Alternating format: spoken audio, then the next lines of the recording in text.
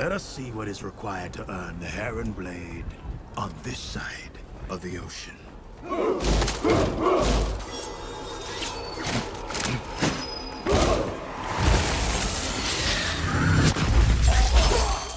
Well, Rand never had any actual sword training in this series, so I guess that's how they got out of that book scene.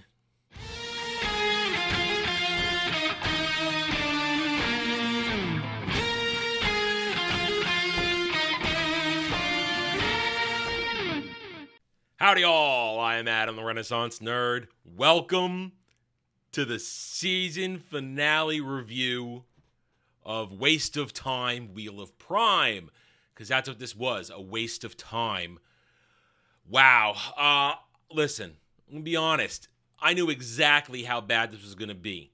I'm not surprised at all. Well, I was surprised by one moment. I was surprised that they had the balls to take away Rand's balls completely in the final battle. Rafe Judkins, his motley crew of Mongoloids, they hate Wheel of Time. This episode is apparent that they have no respect for Robert Jordan's story. They are all about agenda. Let's be honest. Great Hunt was about getting the horn, saving Matt for Rand. By the end of this season, everybody's worried about Egwene. Everybody's informed to save Egwene. Not to get the horn. Not to save Matt.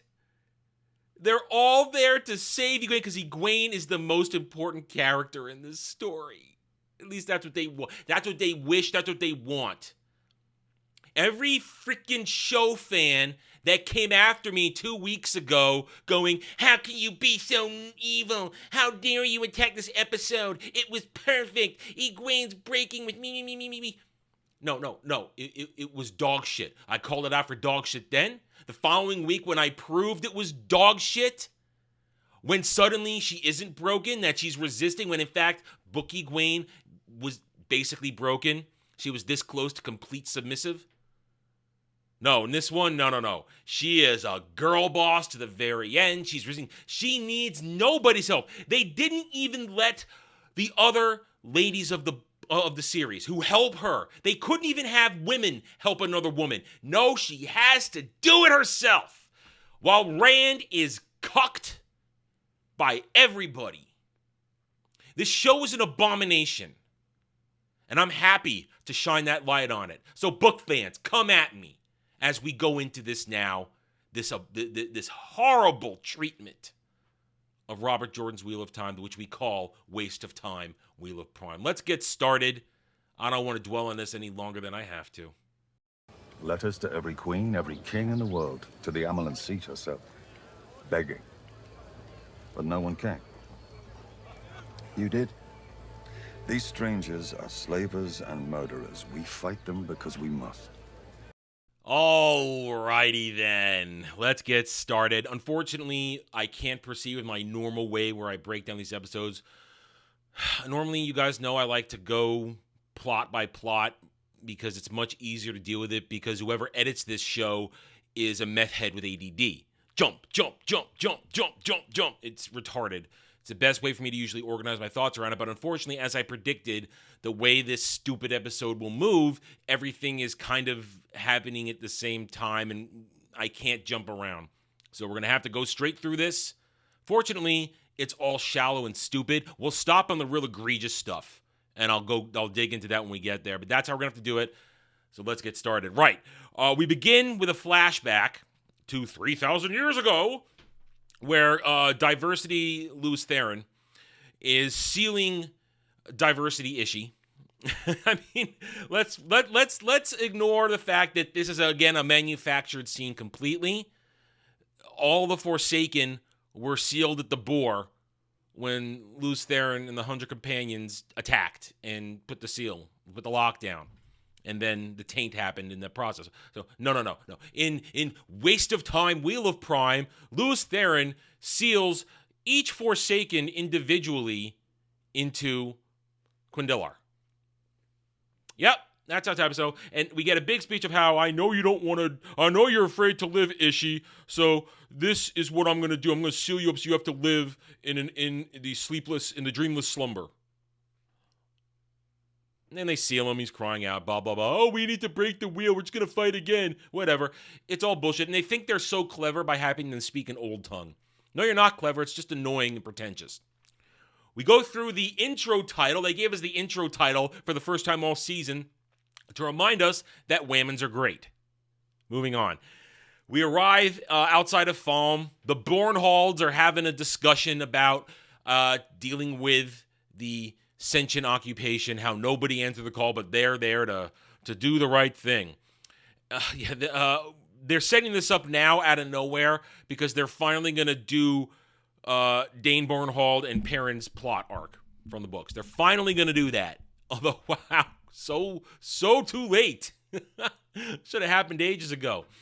And they're talking about their plan to deal with the witches and this and that, whatever. They're going to attack Falm in a non-book way. The battle's going to take place inside the city instead of out on the plains, but whatever. And I'm pretty sure I remember the battle happening at night in the book. I'd have to, it's been a couple years since I did the reread of Great Hunt. Correct me if I'm wrong. I believe I remember it happening at night. Anywho, we're in the ways, remember, because Lanfear's taking Rand, Moiraine, and Lan through the ways.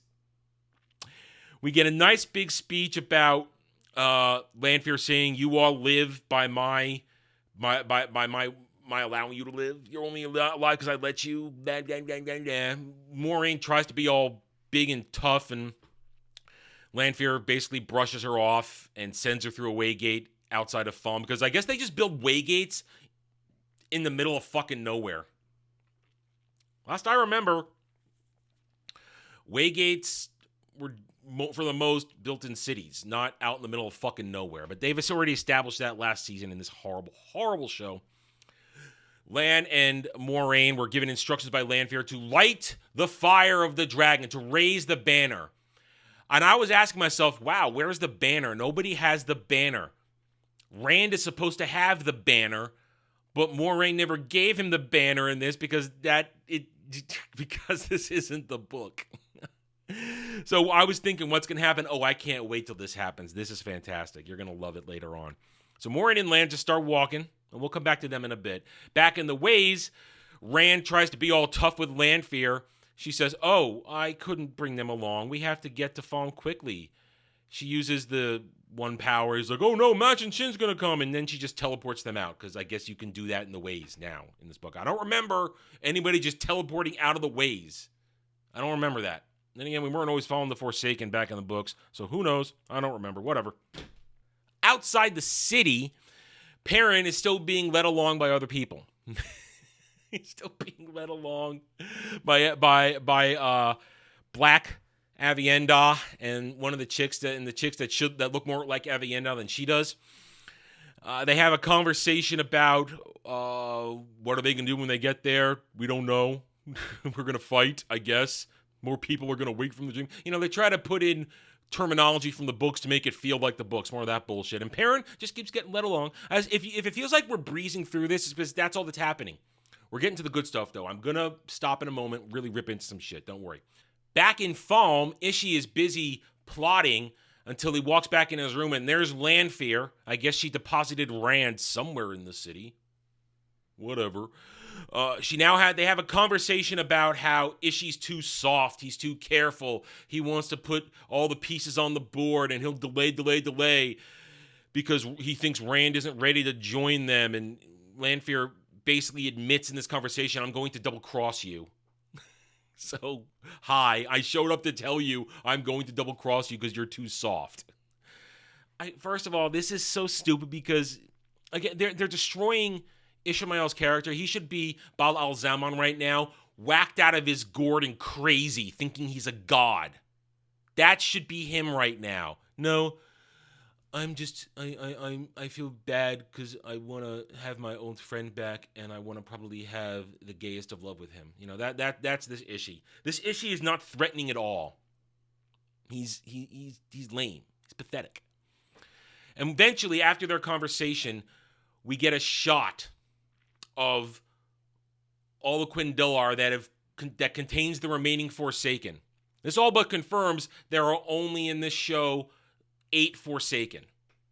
They're not going for the full amount. They're only going for this many. They're leaving out a couple. They're clearly leaving out a couple. Either way, they bastardized the whole sealing of the Forsaken. We knew it already, but here they are. Ishii has collected all of them, and he's going to release them one at a time. Or Lanfear knows that. She's setting a whole trap for this. I mean, it's all bullshit. All right, so the White Cloaks, after some White Cloak altar boys make a big mist with a little bit of lanterns, whatever, the White Cloaks just charge into the city with cavalry. I have a question. We see them all charging in on cavalry. What happens to the horses when they're in the city? Because when we get shots of the battle later on, where'd all the horses go? I don't know. Who cares? Moving on. Okay, we get we return to Nynaeve and Elaine, who for a moment you think are going to stick to their actual book plot of rescuing Egwene. You know, they've gone through all the proper steps. They're disguising themselves as Soldam and with a fake Domine, and they're going to walk on in there. They're going to break out Elaine. You think they're going to do it, but they don't eventually. And they go through a whole thing of you get a moment of strong Nynaeve as she tortures. I forget what this one is called. Doesn't matter. She's in the book, but she's gonna die when she's not supposed to later.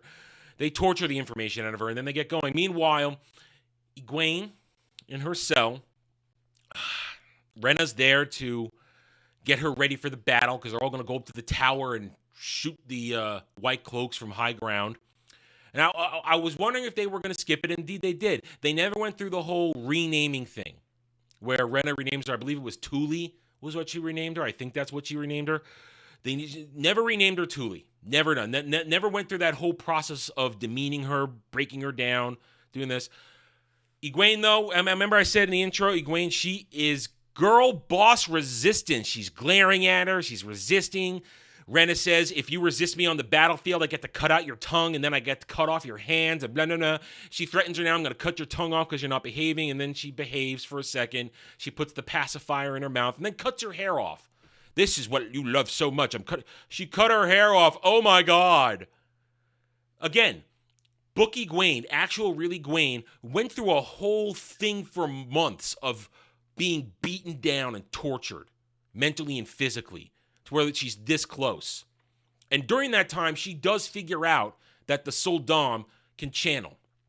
She does figure that out. But there's been no lead up to that in this whatsoever, as opposed to the book. And now she'll just suddenly announce that she figured it out. You know, there's been no pieces falling into place, no her working it out, no anything. Nope, she's just going to know it and tell us she knew it later on and completely, again, break book lore. Now we get to some serious bullshit. Some real serious bullshit. Ishii summons Padan Fain. Remember, Padan Fain, who in the book has gone over to the White Cloaks at this point, or is about to eventually. He's not a loyal. No, he's gone over to the Sentient at this point in the books. Yeah, he goes over the White Cloaks in Dragon Reborn. In this one, he's allied himself with Ascension after he's broken his bonds to the Shadow. And nope, here, doesn't matter. He's Ishii's loyal toady. And Ishii tells him to prep Mat to kill Rand. And we're going to get to this whole thing about Mat. Mat's story was broken entirely from the end of last season. And I asked all season long, how are they going to get him here? How are they going to put him in place to do what do you need to do to blow the horn? Well, they put him in place, but it's complete bastardization. So Payne comes into the room, puts the dagger on the table in front of Mat, and basically go through the whole you're an addict thing. You're going to want to touch it, and I'm just going to sit here and watch happily until you do it. Or in fact, he goes out and waits in the hall to do it while we have Mat going, doing the whole addict mimic thing. And we're going to come back to this in a second because we just have to remark now that Rand is in the city and he sees Egwene. In the books, yes, Rand was in the city because he went in there to distract Ascension so the others could get the horn. and dueling Turok was part of that. Nope, in this one, fuck the horn, fuck the dagger, fuck his storyline. I'm here to save Egwene. So right now, let's remember, everybody in this town of heroes-wise are essentially here to save Egwene. Rand's here to save Egwene. Perrin is on his way there to save Egwene. Nynaeve and Elaine are there to save Egwene. And Matt's just there to save himself or eventually try to save Rand. Moiraine is out there sort of wanting to do whatever she wants to help Rand. We have people trying to get the horn. We'll get to that in a minute. Now, what's next? Well, we get boring. We get pointless boring to tie up a pointless boring manufactured storyline that has persisted for 8 episodes and really was meaningless in the end. Stop pretending, Moiraine. I think you're afraid. You don't want me to know how weak you feel. That's right. Let's begin to go over one more painstaking time the Lan Moiraine storyline of why don't you trust me? I want to trust you. Why can't we be open with each other? I'm here for you. Blah, blah, blah, blah, blah. Why don't you restore the bond from me? Are you hiding your weakness from me? No, you're better than I was. We aren't equal because you're better than me. Wow, a male actually got complimented by a female, but he's an Asian male, not a white man. So I guess that's how they found the loophole on that. They blah, blah, blah each other for too long until finally agreeing, let's have the bond back in a very sexualized moment. It's very sexual. This show is very horny. We return to the city. Battle is raging. Perrin is still getting led around by Black Avienda and the 2 chicks who look more like Avienda than she does until they come upon a group. Oh, look, it's Loyal. It's Loyal. He's got the horn. He's with Ingtar and Guy from the Last Kingdom.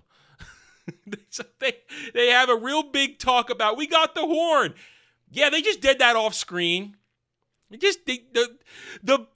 One of the primary reasons the story of the Great Hunt exists, the hunt for the horn.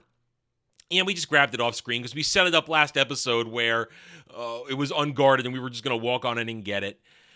Ingtar then wants to run from the horn, run with the horn, get it to Rand, but then Loyal gives this big speech about, it may summon the heroes of then, but aren't we heroes of now? This dude is, he's a joke. This dude playing Loyal is a joke because that's not his personality. Yeah, Loyal he's basically a giant kid in all of the world around him. And he's not a fighter unless he's really pushed to the brink. It's a bastardization. They're all convinced now we have to keep fighting, and here come the Ascension, and they're going to fight in a minute. We're going to get to that, though. That's really good stuff. More lore-breaking bullshit. We return to Egwene's story, because it's all about Egwene, after all. She's on top of the tower with the other Sul'dam and Domine. They're all being told to launch fireballs down at the battle below to blow up the White Cloaks who are attacking. Granted, for a fact that, if I remember correctly, with the Domine, it was more about exploding earth than shooting fireballs. But we're inside the city, not out in the plains where the battle should be happening, so I guess you have to hurl fireballs. Anyway, Rena commands that Egwene do as she's told. Egwene resists until she looks down to the battle and sees the White Cloaks. Kill the witches! Kill the witches! And she has a flashback. Well, we don't see it, but we know that's what she's doing. To when she was captured by the White Cloaks. She then gives into the dark side and hurls a big-ass fireball down there, going... That's what she's doing. It's really retarded and stupid. Anyway, now, this is so bad. This is truly where the show pays off its own retardation of failing to set anything up properly, including the fact that they haven't told Rand's story at all. In the books, Rand had a relationship with Lan, which was shown us through their training together. So Rand becomes a sword master to really earn his heron-marked blade, to be that damn good. We get to the point in the book where he's supposed to distract Lord Turok, High Lord Turok, so that Matt and Perrin and the Shienarans can get the horn and the dagger and get the hell out. In this one, remember, Rand's just going to go get Egwene. He's got to save Egwene because Egwene's the most important thing in this show. Rand walks up as High Lord Turok is saying, we have to go get the horn. And here he comes, decked out in his armor with his honor guard. And there's Rand in a hoodie, ready to fight them. He draws his sword. And you think, okay, first of all, I'd been looking forward to this scene. I was really, really excited to see how they were going to have this guy try and duel Rand with those goofy-ass fingernails. Well, I guess my expectations were subverted. Because as he goes, I am curious to see. You saw it in the intro to the whole video. I am curious to see what it means to hold a heron-marked blade here. I'm ready to go. Yeah, Rand just F's him with the one power. Just channels, boom, blades of fire, you're all dead. Rand's story once again stolen, because this was supposed to be a moment where Rand learned that, because at this point in the actual overall story, he can't really channel yet. He learns to channel on his own when he's off camera during the Dragon Reborn. That's when he works a lot of this shit out on his own before the end of Shadow Rising, where he then gets Asmodean to be his bitch. No, he just was supposed to. He was supposed to learn about the way of the sword. He was supposed to understand that facing somebody means more than beating them, and he's supposed to dig deep because Turok outclassed him in their fight in the book. Rand kind of tricks him and suckers him and gets the win out. But Turok was better, but Rand wins. It was supposed to be a turning point for Rand to level up with his swordplay and take that one step forward, because you're supposed to get a big battle, a big one-on-one fight at the end of Great Hunt, which you're not going to get here. But no. This show didn't take time to have Rand learn how to use the sword at all. Doesn't know a damn thing. So why have him get in a sword fight where it matters? So the show protected itself by doing it like this, and took away from true Wheel of Time fans a scene that they deserve to see.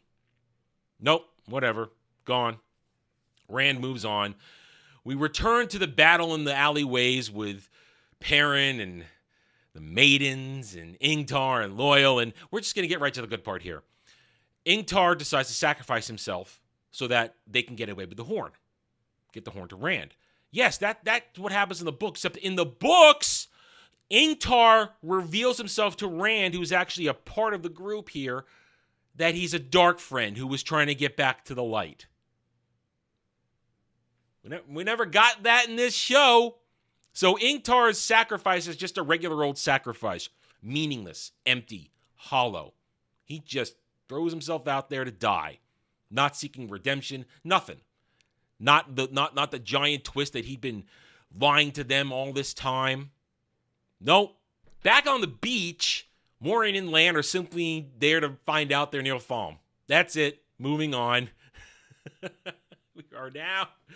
We now get additional more non-book stuff where Lanfear finds Bael Domon for some fucking reason. Yes, Bael Domon is supposed to be there, but he's supposed to be having a relationship with Nynaeve and Elaine as their escape plan from the whole thing. Nope, instead he's just there trying to F off. She tells him to have a boat ready because her whole plan is to screw over Ishii and the other Forsaken by having him dump the Forsaken seals into the ocean so that they'll be lost forever. Okay. Again, it's just conveniently able to be set up because they've broken the rules of how the Forsaken were sealed. Fine. We now return to Matt, and here again is where now we get to really dig into the bastardization of Matt's storyline, because not only have they robbed him of his story, getting the dagger back to Nat or this and that with Matt, with Rand and Perrin, now they're going to rob him of his future storylines by bastardizing it in this one moment. He's going through his whole junkie moment until he decides to break out of there. And I'm thinking to myself, why don't you just break the hell out of there? Well, he does decide to do that. He goes over to a bedpost or a wall, I don't know what it was, rips out a long piece of wood, and I think, oh, we're going quarterstaff now. No build up, no nothing. We're just going to go right to the quarterstaff. Hasn't earned that yet. breaks it off, tears off some pieces of cloth, places it on the floor. Then, because he's not supposed to touch the dagger, the whole thing is if he touched the dagger, he's going to get hooked on it again. He uses the quarterstaff to push the dagger onto the floor and maneuver it onto the cloth. And then he places the quarterstaff over that and ties the dagger to the staff, creating a bastardized version of his famous spear weapon he's going to get later on. I don't remember what it's called. I forget. In my current reread, I haven't reached the part where it gets its name of what it is. It's just the cool ass. Basically, it's a variation of a halberd. It's a black staff with basically a short sword, curved blade on the top. It's a badass weapon. Don't get me wrong. It's a badass weapon. And Matt, through his historical memories, knows how to use it combined with his natural quarterstaff abilities. But and so much so that he can take on a freaking fade. That's how badass Matt is with this thing. Point is, this Matt, so he drank some tea last episode and he now has a bastardized version of his famous weapon.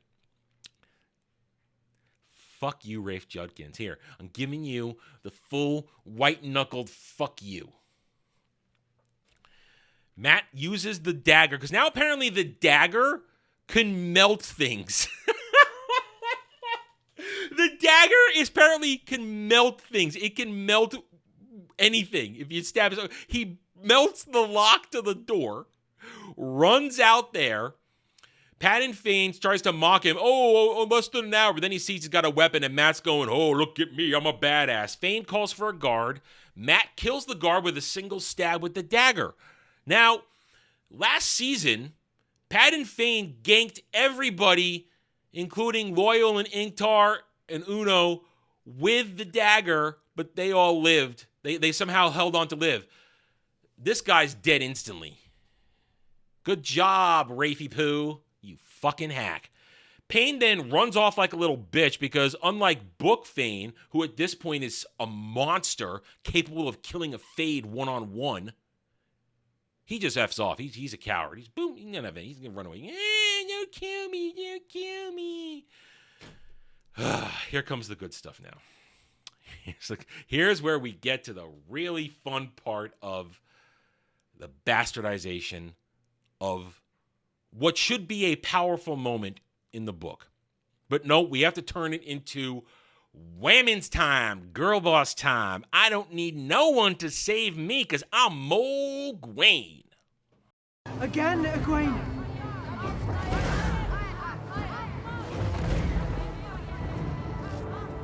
Na piękna!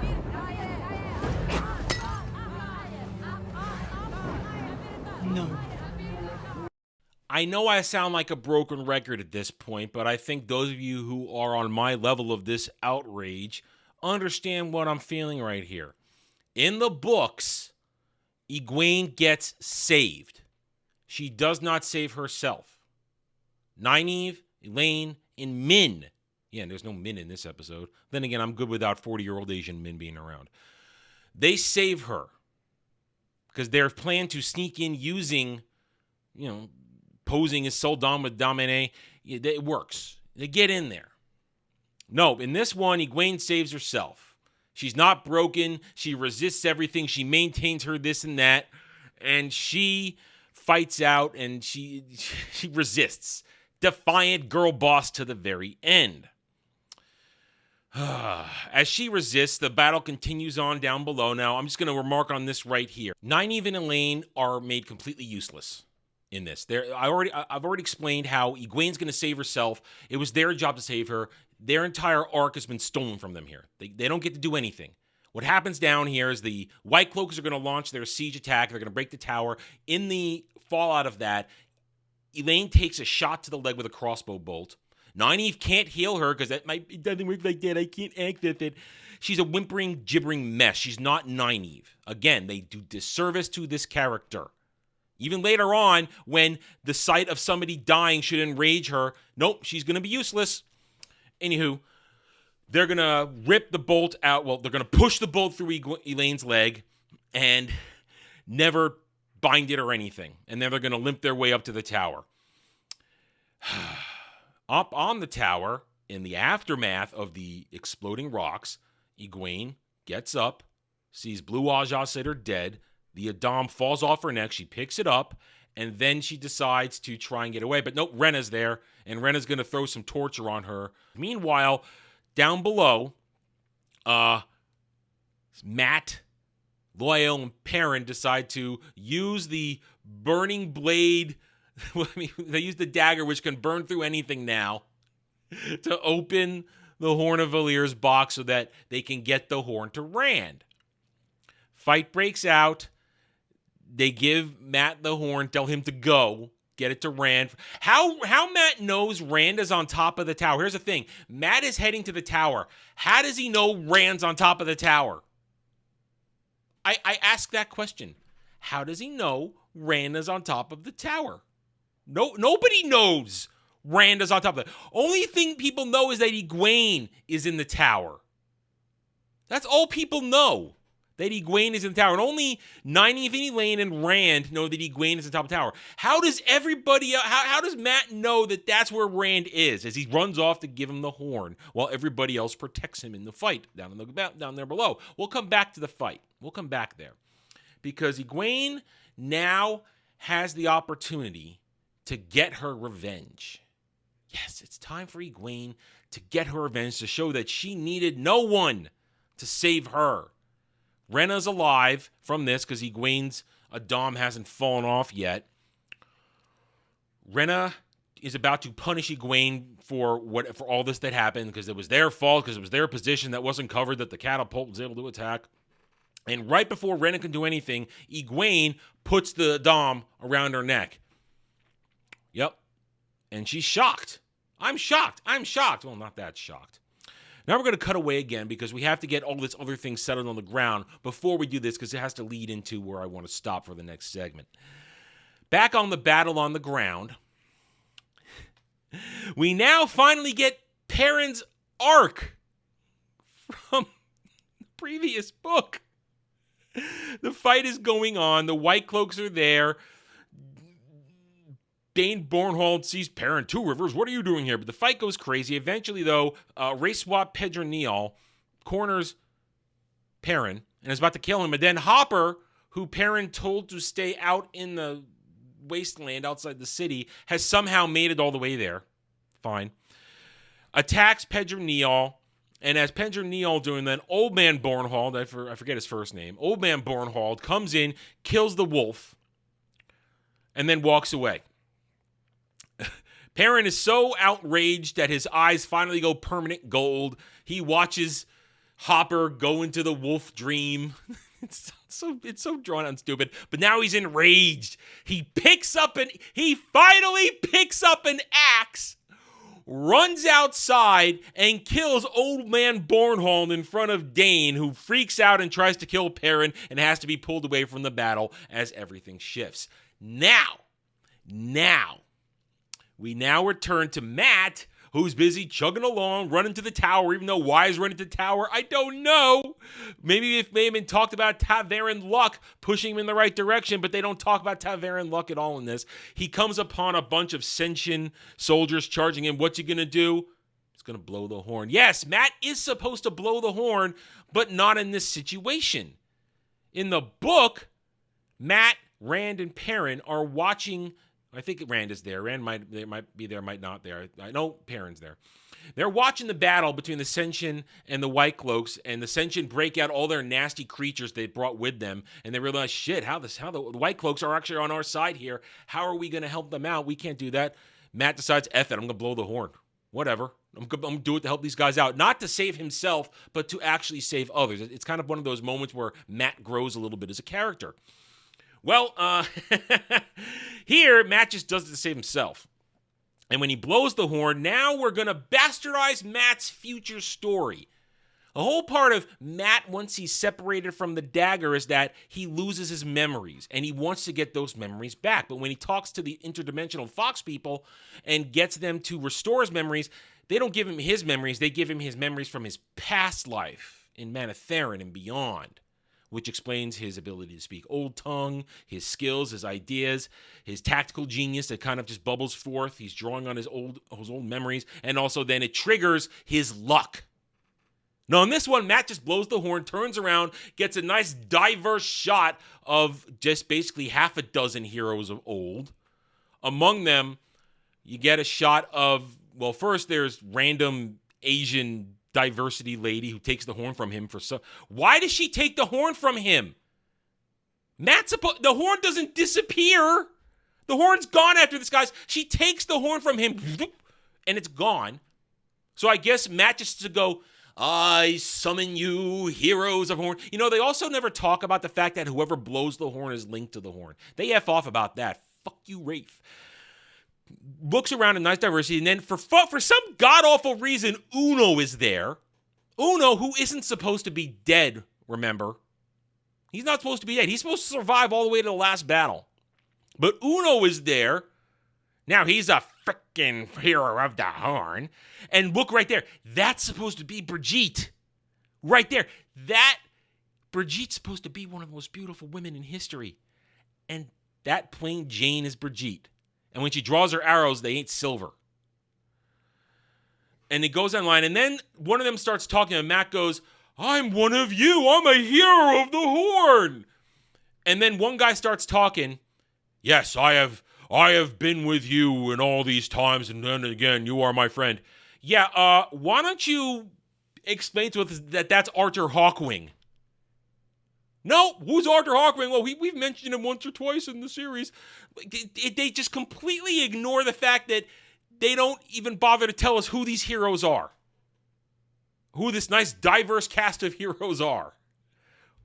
Now, yes, is Matt a hero from the past? Yes, he's led many great campaigns. He has great hero blood in him, hero spirit, hero energy. But this isn't how he finds out. Matt is supposed to spend books wanting to find out, and then when he gets the answers, it's not the answers he wants. And he runs from it. But now, Matt's just fine. Matt is just fine because he turns around. They're all with him. He screams something in old tongue. I couldn't even understand what he was saying. It's probably one of the famous catchphrases from the book. I couldn't understand a word he was saying. And then they charge, and we get shaky cam battle. And mind you, shaky cam battle's been going on this whole episode. I just haven't commented on it up to this point. But this is where it's really bad. Shaky cam, battle, shaky cam. They go through the fight, and they're now winning. And then Uno F's off to go down and help Perrin and Loyal down in the fight. Hey, here you go. And he gives Perrin a shield. You have to note he gives Perrin his shield, his wavy shield. Perrin's going to need that, guys.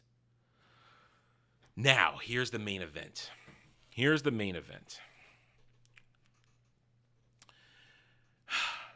Back to Egwene. Egwene has a nice little talk with Rena about how she's figured out that Soldam can channel.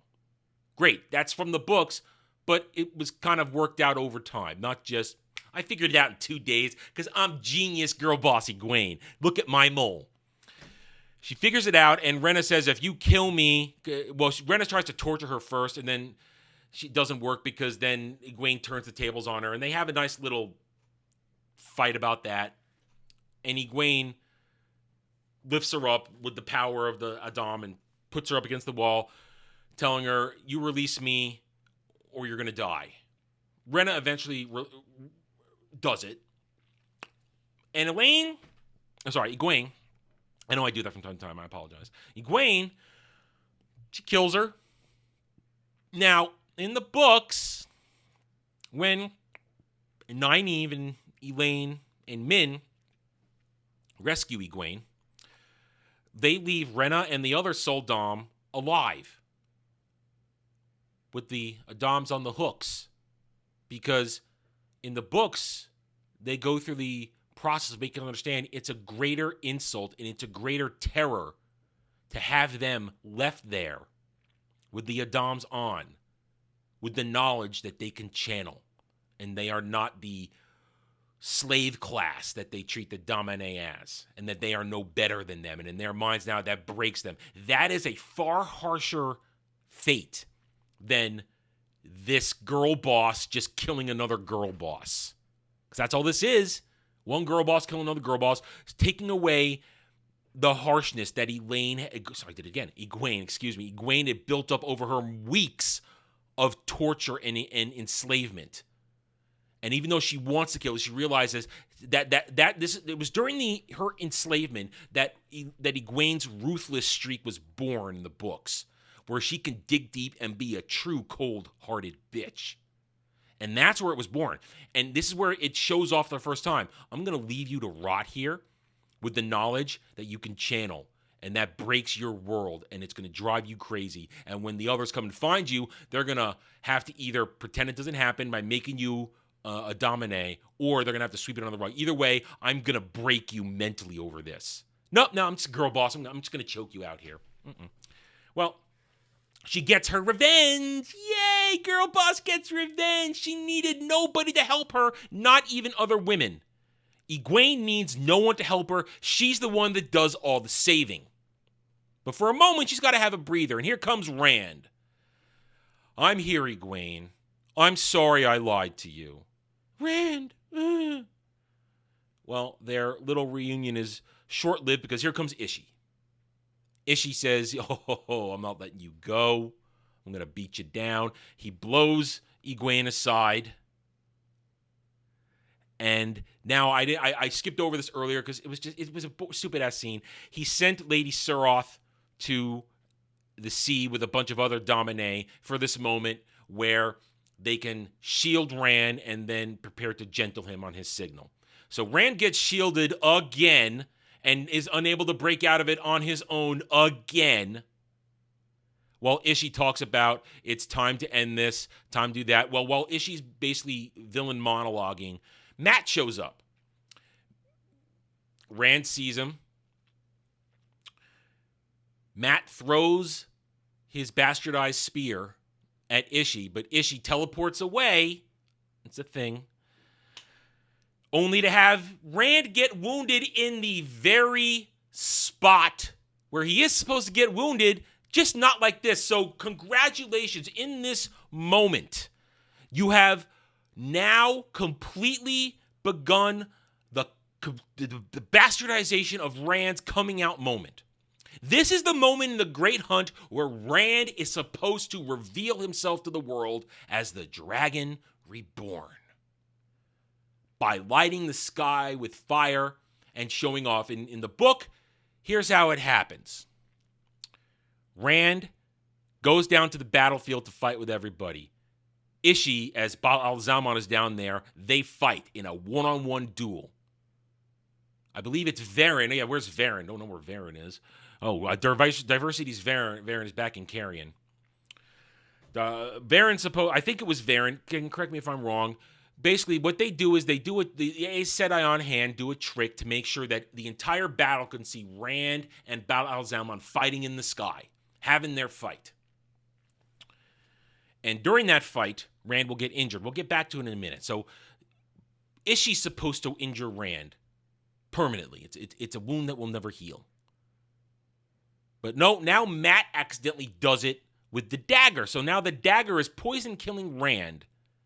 And Matt runs over and cradles him in very soy boy fashion. I'm sorry, let me do it.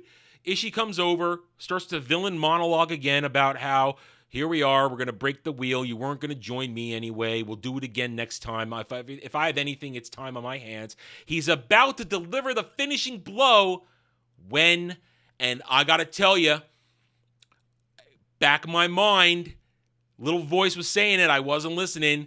This happens, and I got up and ran out of my chair yelling. I was enraged. If we had been doing a live watch on this, you would have seen me lose my shit when this absolute bullshit happens.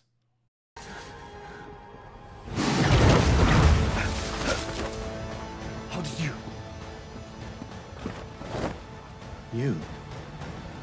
You cannot face down one of the chosen, child.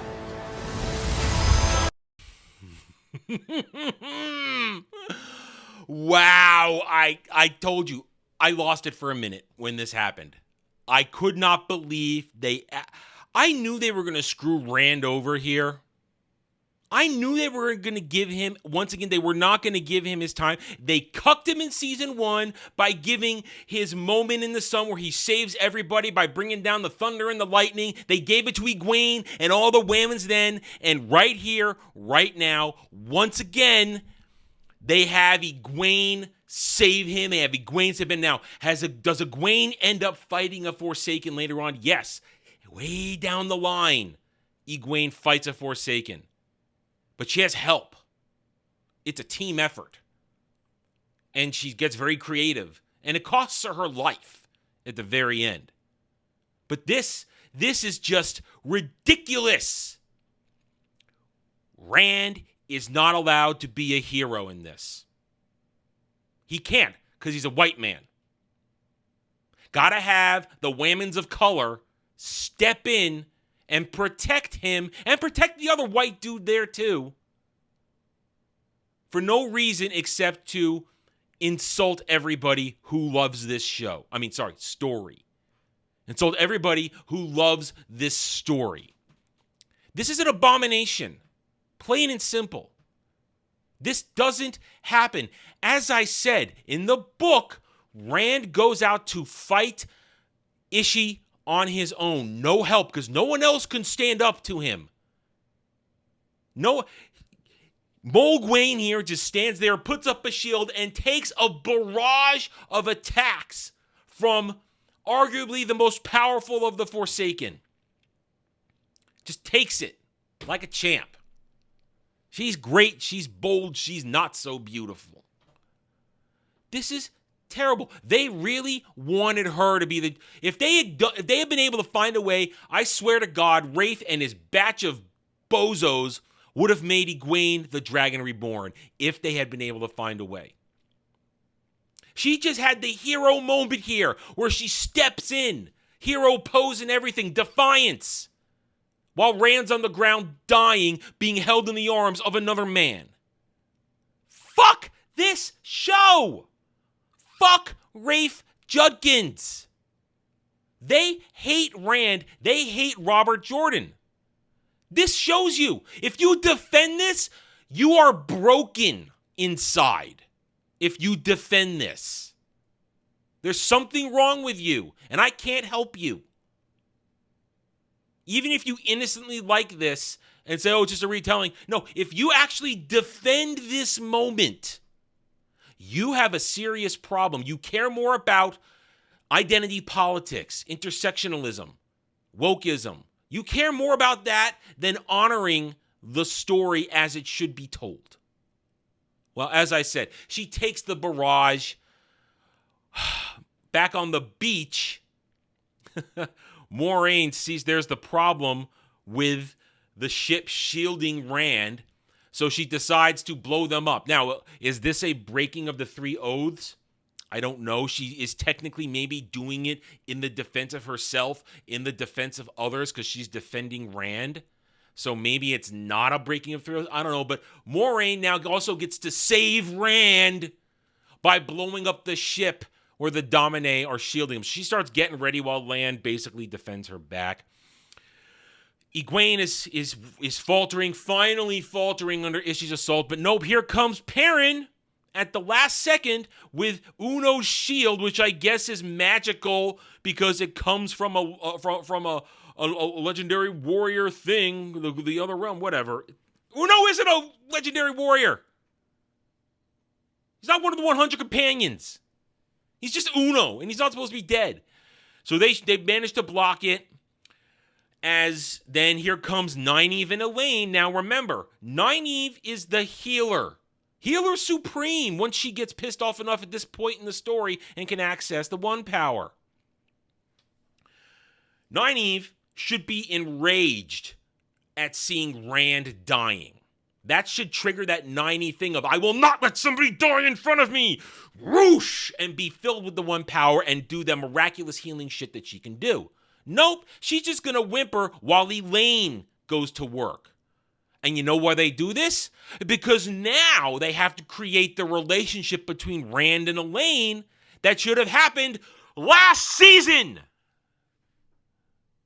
So as Rand is dying and he looks up and Elaine looks angelic in front of him, who are you? I'm Elaine. As she manages to close the poisoned wound. So now Rand will become fascinated with Elaine. When he should have become fascinated with her last season when they should have gone to Camelin, and where she should have been first love and first sighted with him back then now. And obsessing over him forever because she goes forward. If you haven't understood right now, Elaine was my favorite of the three, if you haven't figured that out already. So the fact that they've completely destroyed her character, made her empty in this, pisses me off. I mean, I know I'm an outlier. Most book fans really like Min because they call Min Rand's wife, and there's the evidence over that there. But I was always an Elaine fan. So this pisses me off that they have butchered the beginning of their love story. They're part of Rand's polygamous love story. Well, Moiraine blows up the ship and Rand is freed. Rand gets up, adds his strength to the shield, and then Ishii, for some reason, just stops fighting. He just stops fighting and stands there as Rand draws his sword, fills it with the power, and then just stabs Ishii. He just stands there and takes it. Doesn't fight, does nothing. And again, in the book, it's an all knockdown, drag-out fight between Rand and Ishii, who is, again, being Baal al-Zaman at that point, and again, Rand's whole arc of growth has been stolen from him because this is the moment in the Great Hunt where Rand realizes that sometimes you have to lose to win. Sometimes you have to put it all on the line and almost die to get the victory. And he learns that through his relationship with Lan during sword training about the whole sheathing the blade technique. What is the sheathing the blade technique? Sheathing the blade technique is attacking and getting stabbed. Taking a hit so you can get in close. Because Rand realizes in the book when fighting Ishii that he's not going to beat him straight up. He has to get him to lower his guard. So in the book, Rand sheathes the blade. He lets Ishii do the attack where he takes the wound in the gut that you just saw Matt deliver him. So that he can then kill Ishii as Baal al-Zaman. And he does kill him. Ishii dies in the book, and Ishii does die here, because he's going to come back later in another form. Don't worry, we're not done with Ishii. Well, in the books, that's a good thing. Here, please, just stay dead, end this faster. Ishii's dying. He sees seagulls in the sky and goes, "What do you see?" I honestly, I stopped paying attention. Doesn't matter. It's bullshit. He crumbles to dust, and it's over. And now, the battle is over. Suddenly, in the books, the entire city sees a fight in the sky. No one knows what's happened up there. Yet suddenly they're all clapping. Because suddenly, I guess, the Sentient retreated for no reason. It's the events in the sky that are supposed to make them retreat. It's the Heroes of the Horn who are supposed to make them retreat. The Heroes of the Horn just fought with Matt on the bridge. They didn't go down there except for Uno. This is all a clusterfuck. There's no reason for the battle to be suddenly over. But no, everybody's happy and clapping because now Moiraine realizes that Lanfear put her over there to raise the dragon banner. No, instead of actually raising the dragon banner, she summons a giant dragon of flame. Because Rafe Judkins, to him, says, "Oh, proclaim the dragon's appearance in the sky with fire means put a giant dragon of flame." Now, here's the thing. Part of the interesting story arc of the dragon in the book is that nobody knows what a dragon is, really, at this time period. They just see that it's this creature on the banner. And it's always remarking this strange creature. I guess that's a dragon. How does Moiraine know to summon a giant dragon? Not let alone a dragon, but an Asian dragon. It's a very Asian dragon. So giant dragon of flame roars, and the dragon is proclaimed. And Rand has gotten his first Heron Mark brand on his hand because he was holding the blade while it was on fire. And there it is. It's over. Everybody's cheering. Yay! Yay! It's stupid. And that's it. Then that's over. Now we get one last epilogue moment of Lanfear happily marching to Ishi's quarters, where we know she's going to go collect the Forsaken Seals and give them to Bail Domon to throw into the ocean. But no, she goes in there, and there's a crazy lady mumbling to herself, playing with a weave, and all the seals are broken. Right away, of course, anybody who understands this sees the weave looks like a spider web. No, oh, it's Mogedion. Now, in this, they've called Mogedion insane, when in fact in the book she's not insane. In fact, she thinks pretty clearly. She's logical in her decisions and her method. No, this Mogedion's a mumbling crazy person who traps Lanfear in a web because Mogedion's the spider, so she's gonna trap Lanfear in a web weave. Retarded! They have a little thing about, you can't stop me, Lanfear. You can't protect Rand anymore. We're gonna get him. I'm gonna let you go. And then Lanfear is left going, Randall Thor, the light protect you, because now all the other Forsaken are out there. Yay. Season over. Thank fucking God.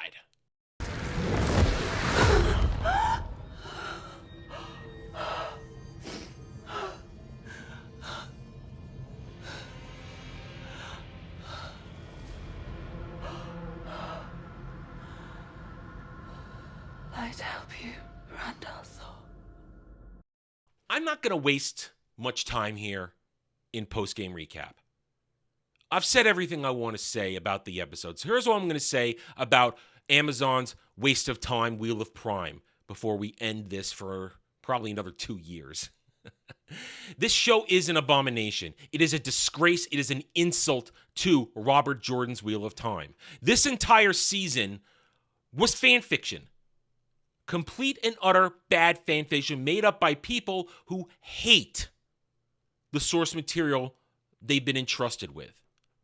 You cannot look at this and see the bastardization of every single character, the complete destruction of Matt's story, Perrin's story, Rand's story, in favor of fake storylines and giving the Whammons way more to do than they needed because they had plenty to do in the source material. In the source material, they're not Whammons, they're just strong female heroines. They didn't need all this extra shit. They didn't need to make men look stupid, men look pathetic. But that's what Rafe Judkins, who is a male fucking feminist, and all the people around him, that's what they want to do because they hate quality. They hate people who have better talent, who are more creative than they are. And Robert Jordan was more creative than all of them.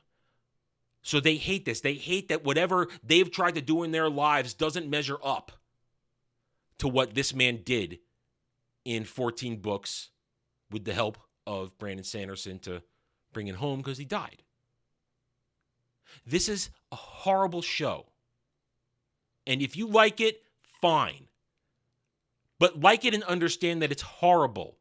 Do not defend it as though it's something worthy of being called Wheel of Time.